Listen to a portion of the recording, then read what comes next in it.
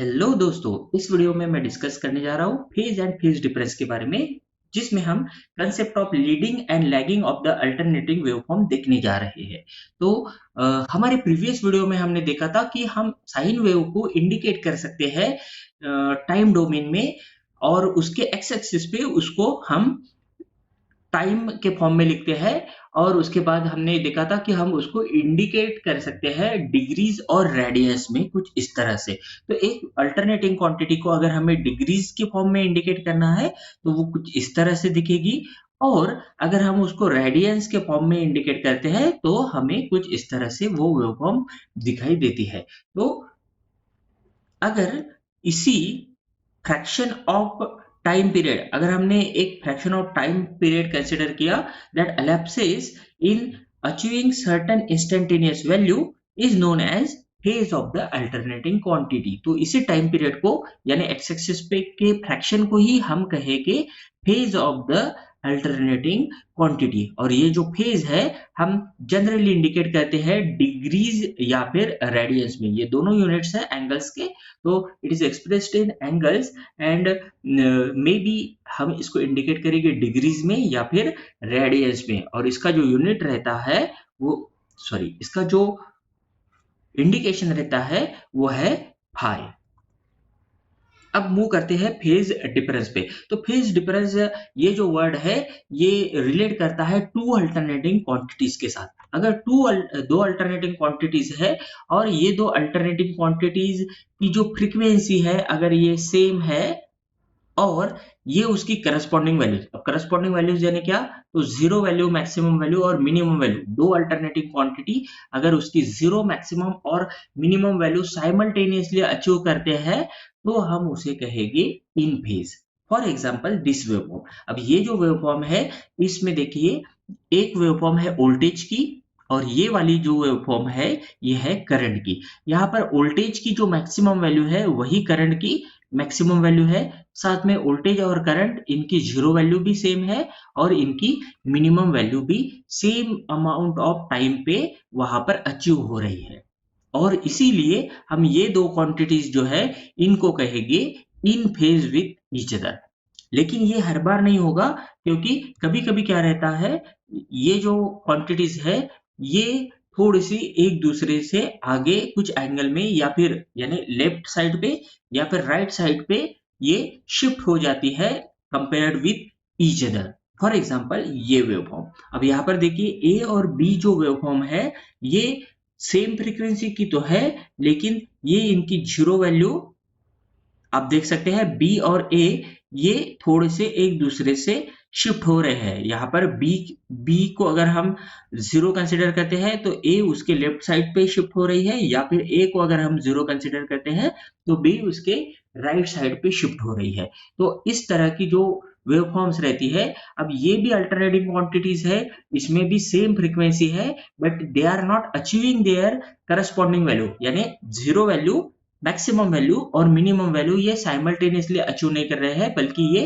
Different instant of time पे ये values achieve कर रही है। तो इस टाइप के वेव फॉर्म्स को हम कहेंगे आउट ऑफ फेज। अब जैसे वर्ड आउट ऑफ फेज आ गया है इसका मतलब है ये जो दो वेवफॉर्म्स है ये सिंक्रोनाइज नहीं है, ये साथ साथ में नहीं चल रही है, एक आगे चल रही है दूसरी पीछे चल रही है, ऐसे हम कुछ कहेंगे। एंड इसी बेसिस पे इसी को हम कहते हैं फेज डिफरेंस। अब ए और बी अगर हम यहाँ पर कंपेयर करते हैं तो इनका एम्पलीट्यूड यहाँ पर तो सेम है, एम्पलीट्यूड हो सकता है डिफरेंट रहे लेकिन फ्रीक्वेंसी सेम ही होनी चाहिए। तो फ्रीक्वेंसी अगर सेम भी है तो भी they are not, they are having different step. यहाँ पर देखिए ए और बी इन दोनों का जो डिफरेंस है इसी को कहते हैं फेज डिफरेंस या फिर फेज शिफ्ट, और इसे हम इंडिकेट करते हैं जनरली फाई से। ठीक है, तो इसी एंगल को हम कहेंगे phase difference, the angle between zero points of two alternating quantity. यहाँ पर zero point of the A ये है और zero point of the B ये वाला है, तो ए और बी का जो जीरो पॉइंट है इनके डिफरेंस को ही हम कहते हैं फेज डिफरेंस। इसी के साथ साथ और कंसेप्ट आती है लीडिंग और लैगिंग की। तो ये है इसका डिग्रीज वाला इंडिकेशन, और यहाँ पर हम इसको in case of phase difference indicate कर सकते हैं।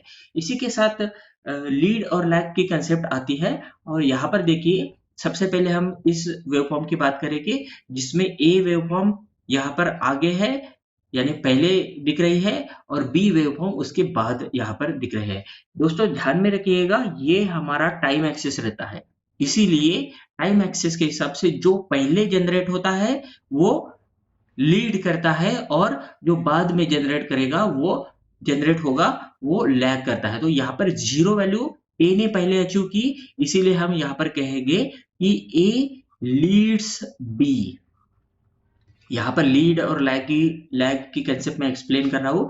यहाँ पर ए वेवफॉर्म लीड कर रही है बी को और अगर इसको एक पर्टिकुलर एंगल से हम देखेंगे तो देखिए ये करीब करीब 90 डिग्री पे ए लीड कर रही है, इसीलिए हम यहाँ पर लिखेंगे ए लीड्स बी बाय 90 डिग्री, क्योंकि हमें फेज एंगल जो है फेज डिफरेंस जो है वो एंगल्स के फॉर्म में लिखना पड़ता है और यहाँ पर ए लीड कर रही है बी को बाय 90 डिग्री। अब सेकंड केस देखते हैं कि इसी वेवफॉर्म को सेम वेवफॉर्म को हम और दूसरी तरीके से लिख सकते हैं।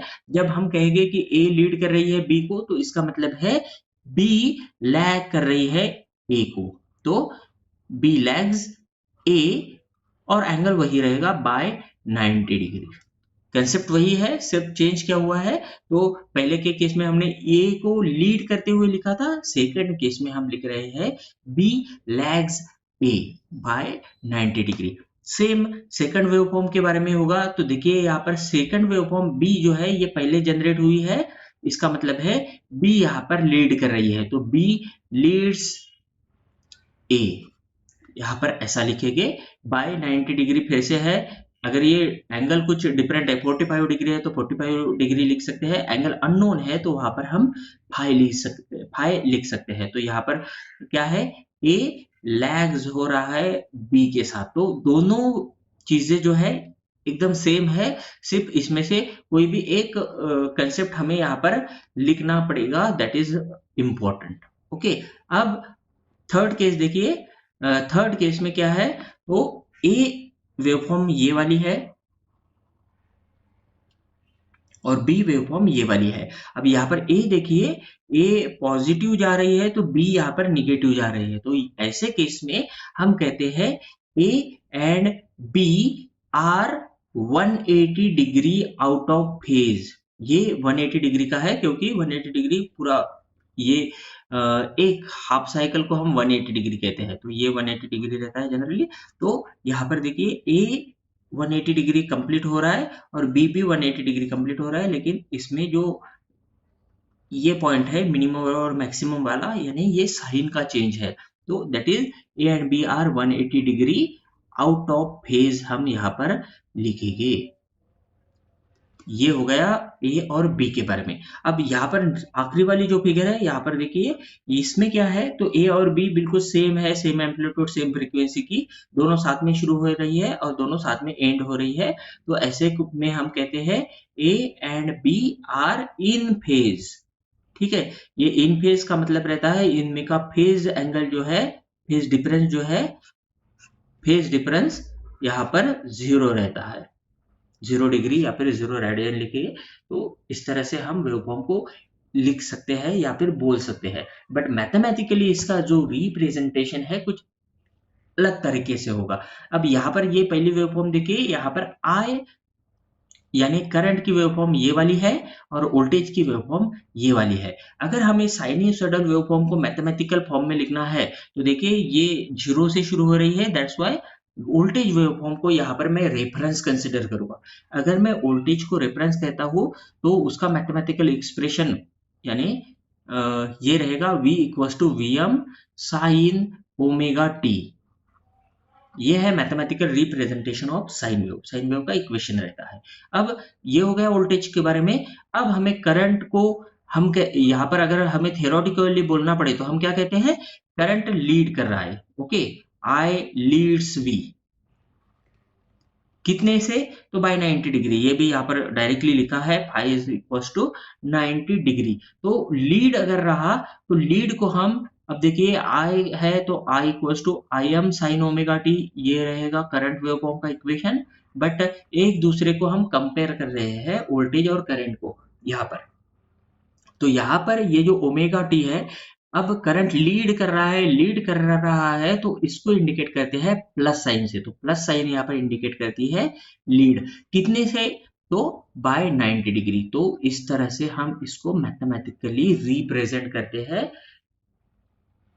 ये हो गया इस वेवफॉर्म के बारे में। सेकंड एग्जांपल देखते हैं। यहाँ पर रेफरेंस हमने यहाँ पर फिर से वोल्टेज को कंसिडर किया है, इसीलिए reference voltage V equals to V M sine omega T हम लिखेंगे। अब देखिए करंट जो है ये लैग कर रहा है, क्योंकि यहाँ पर वोल्टेज मैक्सिमम जीरो और मिनिमम वैल्यू पहले अचीव कर रहा है एज कंपेयर टू करंट। इसीलिए करंट का इक्वेशन जो है ये रहेगा I equals to I M sine omega T. अब देखिए ये है लैग है, इसीलिए यहाँ पर हम इंडिकेट करेंगे इसको माइनस से। ठीक है, तो लैग हम माइनस से इंडिकेट करते हैं। कितने का है, अगर हमें एग्जैक्ट एंगल नहीं पता है और तो हमें फेज डिफरेंस इंडिकेट कर सकते हैं फाई से। तो ये है ओमेगा टी माइनस फाई। तो इस तरह से हम इसको मैथमेटिकली रिप्रेजेंट कर सकते हैं। Thank you.